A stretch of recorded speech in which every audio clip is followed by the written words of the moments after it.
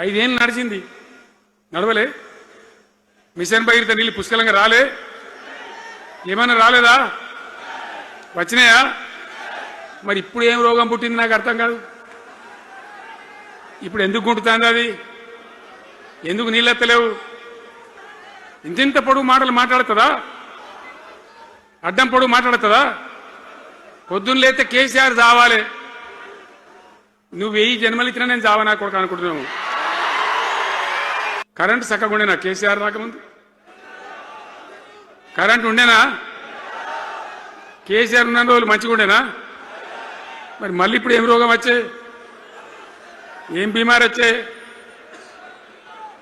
Current కాకెత్తుకొని పోయిందా? ఇప్పుడు జీవన్ రెడ్డి గారు చెప్పిండు, కాంగ్రెస్ వాళ్ళు సభ పెట్టినాడు, కాటారంలో బుడరంలో పెట్టినాడు, ఆడ పైసలు ఎత్తారట.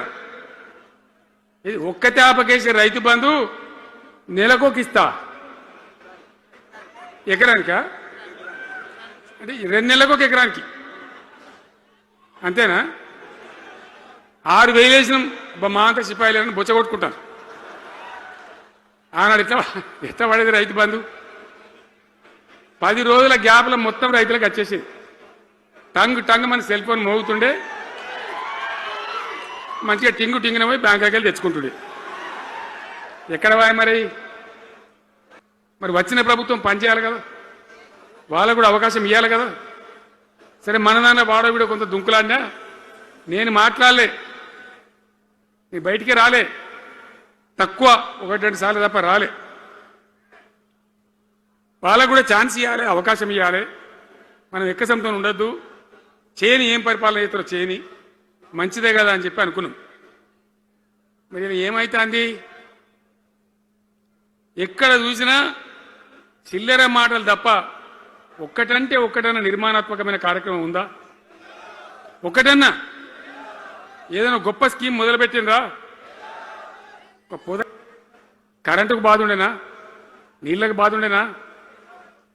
యూరియా బస్తాలు ఏ శాతం అయితే లేదా ఈ ప్రభుత్వానికి? యూరియా బస్తాలు రాబోయంటే యాప్ పెట్టినా ఉంటాడు. దుకాణంలో లేకపోతే యాప్లోకి వెళ్తాయా? ఈ దమ్ముంటే తెచ్చి దుకాణంలో పెట్టాలి, కానీ ఆ యాప్లు పట్టుకొని తిరిగితే కాళ్ళకు వాపులు వస్తాయి, బస్తాలు మాత్రం దొరుకుతలేవు. రాష్ట్ర ఆర్థిక ఆదాయం ఎందుకు దిగజారిపోయింది? దయచేసి ఆలోచన చేయండి. కేసీఆర్ ఉన్నప్పుడు రియల్ ఎస్టేట్ ఎట్లా ఉండే? రైతుల భూముల ధరలు ఎట్లుండే? హైవే పక్కకుంటే 2 కోట్లు 3 కోట్లు, డాంబర్ రోడ్ పక్కకుంటే 1 కోటి రూపాయలు ధీమా ఉండే రైతులకు. ఇంకా అమ్మాయి ఇందులో పెళ్లి అంటే పావడంత అమ్మి చేత పోవా, వాళ్ళ దగ్గర అమ్మి చేత బిల్డింగ్ కట్టుకుంటా. ఈరోజు అమ్మేటోడు ఉన్నాడు కానీ కొనేటోడు లేడు. పిల్లల పాపం చదువుకునే వాళ్ళు ఉంటే వాళ్ళకి విదేశాల్లో సీట్లు వస్తే 20 లక్షల రూపాయలు ఇచ్చినాం. అంబేద్కర్ పేరు మీద, జ్యోతిబా పూలే పేరు మీద ఎస్సీ పిల్లలకు, బీసీ పిల్లలకు, ఓసీలలో కూడా నిరుపేదలకు ఇచ్చినాం.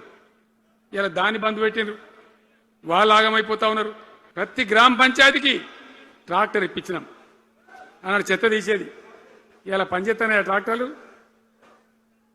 ఊళ్ళలో ట్రాక్టర్లు పనిచేస్తున్నాయన్నా, మూలకు పడ్డాయి, డీజిల్ పోసే దిక్కులేదు. ఏం చేయాలా? మన జీవితాలకే బాంబులు పెడుతున్నారు. ఆ రోజు కూడా నరేంద్ర మోడీ ప్రధానమంత్రిగా ఉండే ఆయన ఏం చేసిండు? కరెంటు మోటార్లకు మీటర్లు పెట్టాలి, నువ్వు పెట్టాలి కేసీఆర్ అని నా మీద ఒత్తిడి. నేను చెప్పిన నా పానం పోయినా సరే సచ్చినా సరే నేను మీటర్ పెట్టా అని చెప్పింది. పెట్టలే. 30,000 రూపాయలు కట్ చేస్తే నీకు అన్నాడు, కట్ చేసిండు. రాష్ట్ర ప్రభుత్వానికి వచ్చేటువంటి ఆదాయం 30,000 కోట్ల రూపాయలు వదులుకొని కూడా తెలంగాణలో నేను కరెంటు మీటర్ పెట్టనియలే.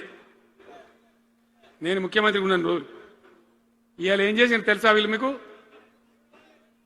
మీకు తెలియలే, మీరు అమాయకులున్నారు. ఢిల్లీకి పోయి ఒప్పుకున్నారు. ఒప్పుకొని ఏం చేసిండ్రు?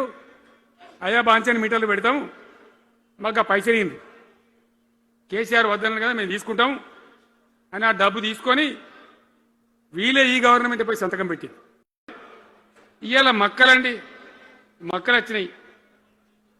పెడితే కొంటమని చెప్పారు, కొనకపోతే కొనమని చెప్పుంది. ఈ శాతకాని దొంగతనం ఎందుకు? లోపల అధికారులకేమో కొనకూడదని చెప్తుంది, మీది కొంటమని చెప్తుంది. మక్కలు కొనే ధీమా ఉందయ్యాల కొంటుండ్రా? వడ్లు కొంటుండ్రా? కొనకపోగా మళ్ళీ ఇంకా బోనస్ ఇస్తామని ఒక బోగస్ మాట. ఈ అందానికి ఒకటి బోడముండ హైడ్రా అని తెచ్చిపెట్టింది. దానికి ఆ హైడ్రాకు ఆ పిసిసి ప్రెసిడెంట్ అని ఉంటాడు ఆయన, కాంగ్రెస్ కమిటీ అధ్యక్షుడు, ఆయన నిజామాబాద్లో పోయి చెప్తుండు, హైదరాబాద్లో హైడ్రా, నిజామాబాద్ కూడా తెత్తం బిడ్డ, నిజామాబాద్లో నిడ్రా, రేపు జగిత్యాలలో కూడా జిడ్రా అంటాడు. ఇక అది ఏం కావాలి? మొత్తం పేదల కొంపలన్నీ కూల్చుడేనా? కేసీఆర్ రాజ్యానికి వచ్చినప్పుడు 3.5 లక్షల మందికి పేదలు ఎక్కడ ఉన్నారో అక్కడనే పట్టాలు ఇచ్చినాం. వాళ్ళని ఆగం చేయకుండా పాపం గరీబోళ్ళు 3.5 లక్షల కుటుంబాలకు హైదరాబాదు చుట్టుపక్కల వేరే పట్టణాల్లో కూడా పట్టాలు ఇచ్చిన వాళ్ళని బతకనిచ్చిన. ఇలా ఏం కూలగొట్టుడు? అది పుస్తకాలు కూడా తీసుకుని ఇలా పోరాటాలు చదువుకునేటి అంతే గిరితమా? నేను ఒక్కటే మాట మనం చేస్తా ఉన్నా, గ్యారంటీగా బీఆర్ఎస్ గవర్నమెంట్ వచ్చేది ఖాయం. మొట్టమొదటి రోజుల్నే ఈ ఐటాంటోని ఎత్తి అవతల వరేస్తామని చెప్పి నేను మనవి చేస్తా ఉన్నా. మూసియాన్ దానింబడి వాడారు, దానికి ఆడ గరీబులు ఉంటారు పాపం. మూసియంబడిన గరీబులను వాళ్ళని ఏడిపించుడు? పొద్దున్న లేతే వాళ్ళు నిద్రపోకుండా, వాళ్ళ కంటి మీద కొనుక్కు లేకుండా, అది ఎవరు చేసే ప్రాజెక్ట్ అయ్యేది కాదు, పీకేది అవుతుందా? 15,000 ఇల్లు కూడా కొడతారట. ధర్మమేనా అది?